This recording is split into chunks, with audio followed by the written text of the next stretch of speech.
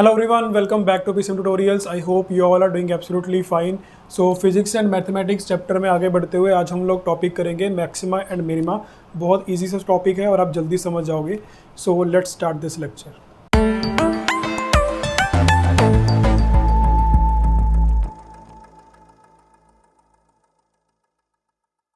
Maxima and minima समझने के लिए हम एक ग्राफ बनाते हैं। सपोज़ मेरे पास एक ग्राफ दिया हुआ है जिसमें y चेंज हो रहा है x के अकॉर्डिंग। मेरे पास ये x एक्सिस है और ये एक y एक्सिस है। हमें इसमें क्या दिखाएंगे कि x जैसे जैसे बदलेगा y में वैसा वैसा क्या चेंज आता है। तो हम एक ग्राफ ऐसा लेकर चलते हैं, जो मेरे पास कर्व होगा वो एक ऐसा कर्व होगा। ठीक है, मैंने एक ऐसा कर्व लिया। अब इसमें जो ये मैक्सिमम पॉइंट है और ये एक मिनिमम पॉइंट है, हम इस पर कुछ ना कुछ x मान लेते हैं। सपोज़ यहाँ पर ये जो वैल्यू है ये x1 है और ये जो वैल्यू है ये है x2। अब आपको पता है कि स्लोप क्या होती है, कर्व की जो टेंजेंट होगी वो हमें स्लोप बताती है। तो अगर हम स्लोप लेकर देखें, एक काम करते हैं, इसको हम यहाँ तक लेकर चलते हैं। स्लोप क्या होती है कि उस कर्व की जो टेंजेंट होती है वो स्लोप होता है। तो हम इसको ऐसे बना सकते हैं। ठीक है, ये इसकी स्लोप हो गई है। ये तो हो गया इस तरफ। अगर मैं टॉप मोस्ट पॉइंट पे बना के देखूं तो ये स्लोप ऐसी आएगी। ठीक है, बिल्कुल टेंजेंट आएगी। देन अगर हम ये वाला देखें, ये देखो कर्व जो है ना यहाँ से नीचे जाना शुरू हो गया है। यहाँ की टेंजेंट क्या बनेगी, हम इसको ऐसे बना सकते हैं। ठीक है, ये इसकी टेंजेंट हो चुकी है। फिर हम जाते हैं लोअर मोस्ट पॉइंट पे, यहाँ पर इसकी टेंजेंट ऐसी बनेगी। ठीक है, तो एक बेसिक पैटर्न आप ये देखो कि एक मेरे पास है मैक्सिमम पॉइंट और एक मेरे पास है minimum point.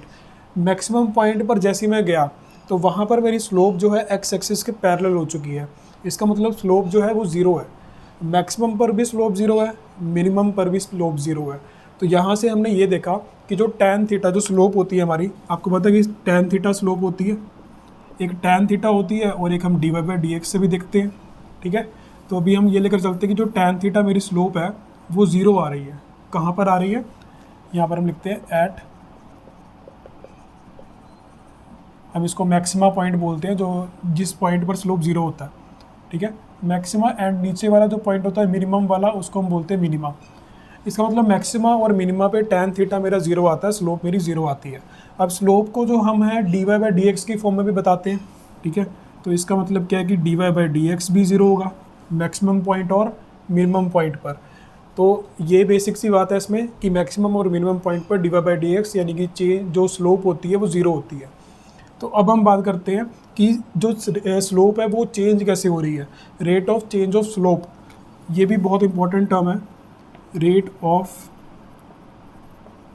Change of slope.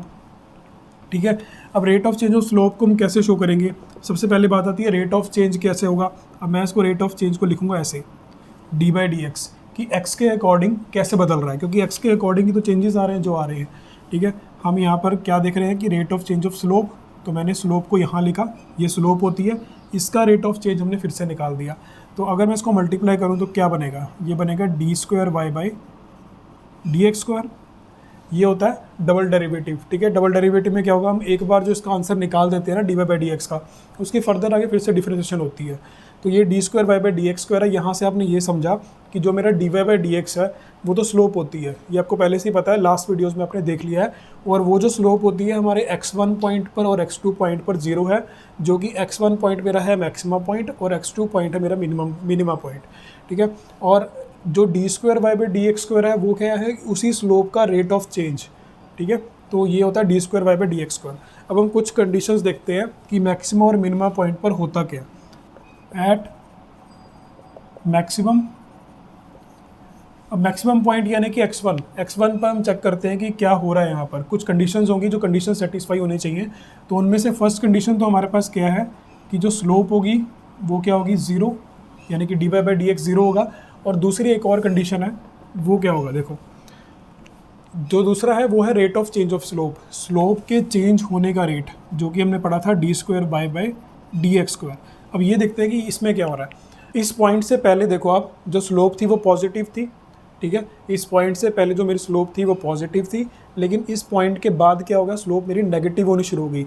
यानी पहले स्लोप मेरी ऐसे थी, पॉजिटिव की तरफ थी। अब क्या हुआ, जैसे ही मैक्सिमम पर पहुंचा उसके बाद स्लोप मेरी नेगेटिव होगी, मतलब पॉजिटिव से नेगेटिव। तो इसका मतलब क्या हुआ कि मैक्सिमम पॉइंट पर मेरी स्लोप जो है ना वो कम होनी शुरू हो जाती है, नेगेटिव होनी शुरू हो जाती है।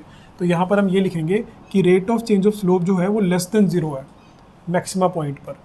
बहुत ध्यान से रखना है इसको, ठीक है। और ये आपके मैथ्स में भी काम आएगा, जो आप मैथ्स करोगे, ठीक है। उसमें क्या है, कहाँ पर है, एप्लीकेशंस ऑफ डेरिवेटिव जो चैप्टर है उसमें आपको बहुत काम आएगा। मैक्सिमम मिनिमा का एक स्पेशल टॉपिक है उसके अंदर, तो वहाँ पर आप इसको बहुत यूज़ करोगे। तो मैं आपको दोबारा से बता देता हूँ कि हुआ क्या है। मैक्सिमम पॉइंट है हमारे पास, मैक्सिमम पॉइंट से पहले मैंने नोटिस किया कि मेरी जो स्लोप थी वो पॉजिटिव जा रही थी, और मैक्सिमम पॉइंट के बाद क्या हुआ, मेरी स्लोप नीचे जानी शुरू हो गई, यानी कि ग्राफ मेरा नीचे गिरना शुरू हो गया।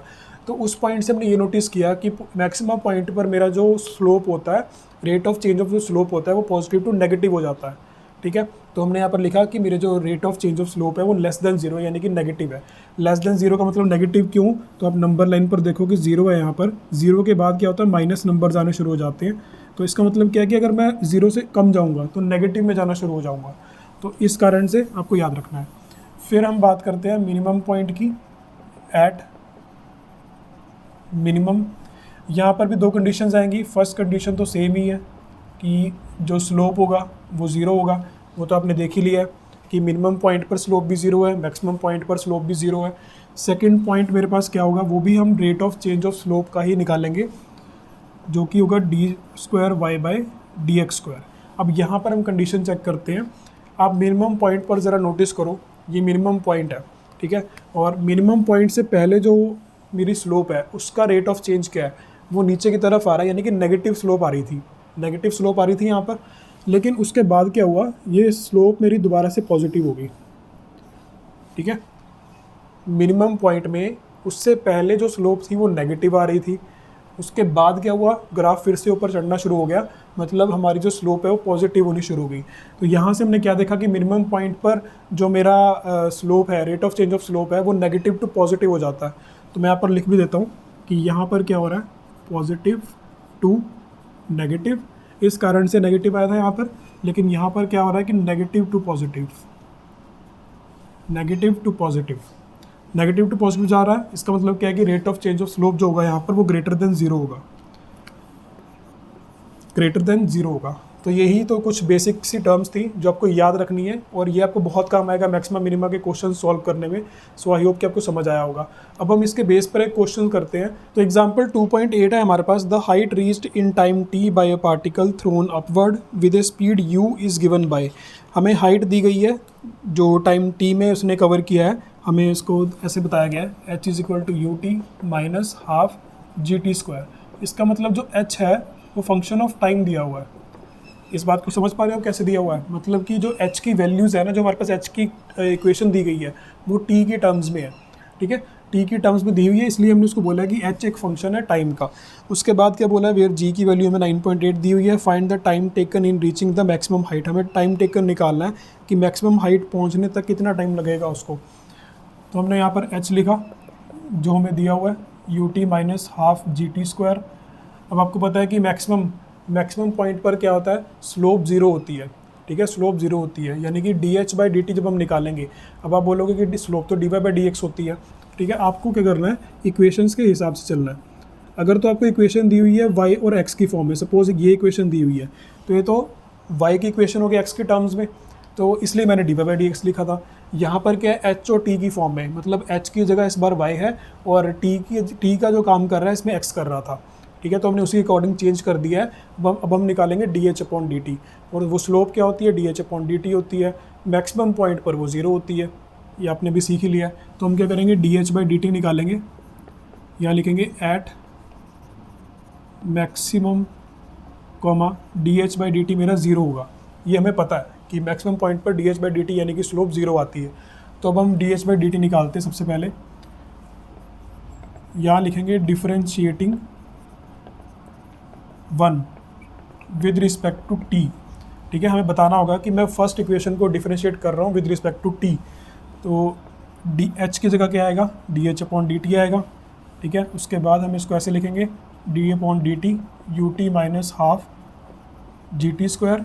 इस इक्वेशन को अब डिफरेंशिएट करना है t के हिसाब से। तो ये आपने देख ही लिया ut, ये मैंने आपको पहले बताया था। जब हमने डिफरेंशिएशन के बेसिक रूल्स किए थे, वहाँ पर क्या था कि अगर आपको सपोज़ कि 2x दिया हुआ है, ये मैंने आपको बताया था 2x दिया हुआ है, जहाँ पे 2 कांस्टेंट है और x मेरे पास एक वेरिएबल है जिसके अकॉर्डिंग डिफरेंशिएशन हो रही है, तो इसका आंसर क्या है, क्या आना था हमारे पास, जो कोफिशिएंट है वही आंसर आता है। सेम ऐसे यहाँ पर है, यहाँ पर t के अकॉर्डिंग डिफरेंशिएशन हो रही है, यहाँ पर x के अकॉर्डिंग हो रही थी, तो यहाँ पर t के अकॉर्डिंग हो रही है, मतलब आगे कांस्टेंट u है, तो u आ जाएगा यहाँ पर, या u, और यहाँ पर आएगा माइनस, फिर है हमारे पास 1/2 GT² की डिफरेंशिएशन। 1/2 तो कांस्टेंट है, ऐसे ही पड़ा रहेगा, g की वैल्यू भी कांस्टेंट है, ये भी बाहर ही रहेगा, मतलब इसको हम ऐसे लिखेंगे कि अगर मुझे ऐसे दिया हुआ है 1/2 GT², तो इसमें जो कांस्टेंट होंगे वो बाहर आ जाएंगे, 1/2 g, और यहाँ पर ऐसे आएगा कि t² की डिफरेंशिएशन करो विद रिस्पेक्ट टू t।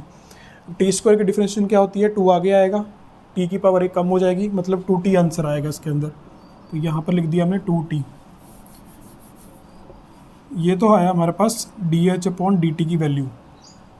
थोड़ा सा इसको सॉल्व कर लेते हैं, ये बनेगा dh/dt is equal to u minus half, 2 से 2 तो कैंसिल हो जाएगा यहाँ पर, तो यहाँ पर हमारे पास बचेगा u माइनस जी टी।